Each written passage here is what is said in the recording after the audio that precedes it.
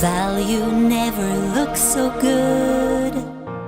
Hello and welcome. Today's project is a Tie My Shoes pillow. Now this is a pillow with two purposes. It can be used just for decor in a child's room, but it also has a purpose. You can use it to teach a child or a grandchild how to tie shoelaces.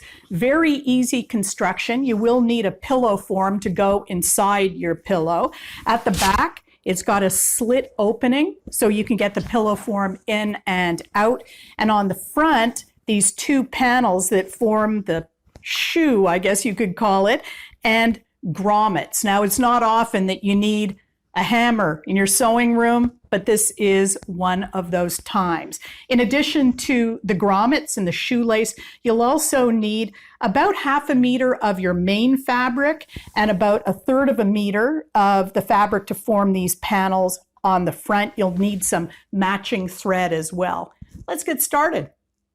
We start by cutting our fabric. So from the main fabric, you need to cut a front. My pillow form was 14 inches by 14 inches. So I cut my fabric 15 by 15 to allow for the seams that I'm going to be sewing. If your pillow form is a different size, you'll have to adjust accordingly, adding an inch for the seaming. You'll also need to cut 2 pieces for the back overlap, and you cut those 15 inches by 10.5. And then for the front flaps, you have to cut 4 pieces, 15 inches by 6.25. And I'll show you how to shape them. 4 because we actually end up layering 2 pieces of fabric and turning it inside out. That's what forms each of these finished flaps. So with a fabric marker, you have to do a little bit of measuring. Here's my 15 by 6.25 inch piece. I'm going to measure down from one end and mark, measure down from the other end and mark, both of those 4 inches. I'm going to draw a 1/4 inch seam allowance between the 2 dots that I just marked, and then I'm going to connect those dots with the corners of the piece on each side. Then you take this down to your sewing machine and you sew right along that line. That is your sewing line. When you finish sewing it, you trim off the excess, and don't forget to clip those corners. You want to clip the corners to eliminate bulk, because the next thing we're going to do is turn this inside out. And I like to use a knitting needle or the blunt end of a crochet hook to help me get those corners out. You will have to do a little pressing job when you've got this done. Take it to your iron, and you want to make sure that when you're pressing this, that you're not pressing any folds into the fabric. You want it very flat and neat, because you're going to do some top stitching, and that's just to give these flaps a little bit of reinforcement. So here you can see I've top stitched a 1/4 inch away from those 3 sides that I just sewed. Now you have to measure and mark for your grommet. So what I did, I basically eyeballed. I put the grommets down and I sized them depending on, trying to judge where they would look best. And I ended up placing the 2 end ones about 3/4 inch in from either slanted side, about 1/2 inch away from the flat part.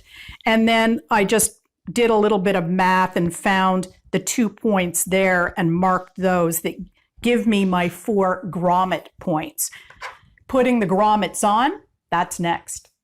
The grommets come in a little package like this, and they come in different colors. These are metal ones, and I chose white grommet because I thought it went best with my fabrics. When you open up the package, you see that there are 2 parts to each grommet. There's the kind of the pretty finish side that has a longer shaft underneath, and then there's the bottom side of it, and that has a shorter shaft. And what you'll be doing is bringing those pieces together with your fabric in between. Also in the package, you'll find this little gizmo. This is what you use to hammer the two parts together. So I'll show you how to do that.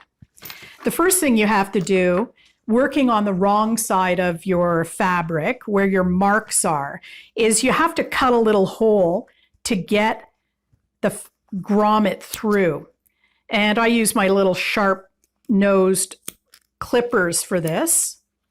And it probably has to be a little bit bigger than you're comfortable making, actually, this hole. But it's because the grommet has to come through. This is the pretty side going against the pretty side of my fabric. And there it comes through. There's the shaft of it coming through to the wrong side. And now I add the back side of the grommet. It slides over the shaft. And now the only thing left to do is to hammer those so they'll stay together permanently. It's hammer time.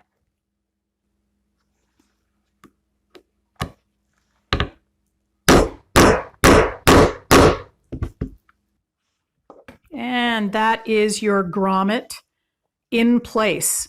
So you would continue inserting the other grommets after clipping the little holes there.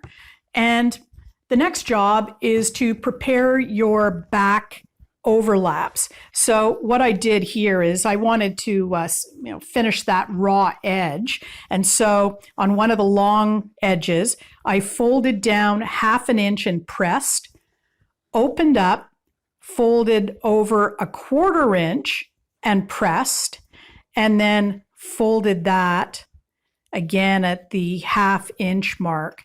And if you do some pinning, what you end up with is a seam that has the raw edges concealed, and your back panels, your overlap, end up looking like this. Then it's just the final assembly. So this is where, if you are using a directional fabric, you do have to pay attention. This is not a directional fabric, so I'm lucky that way. So that is the front panel.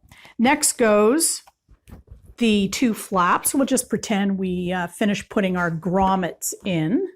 We'll make sure that, like this, pretty side up, these go in pretty side up, and make sure that they line up raw edges nicely there.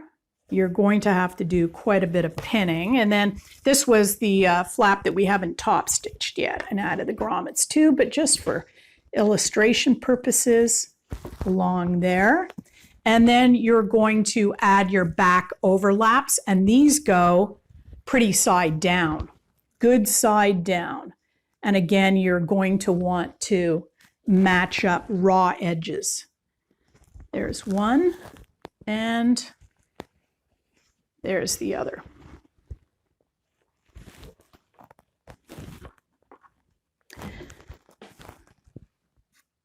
And before you head down to your sewing machine, pin all the way around to hold those, because what you're going to do is sew all the way around all 4 edges with a generous 1/4 inch seam allowance.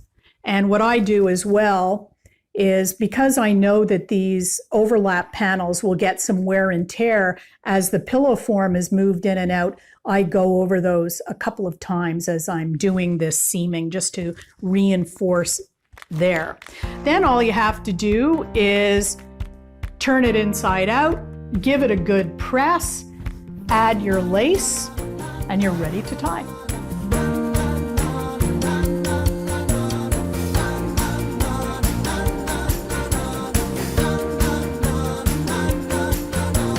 Fabricville, value never looks so good.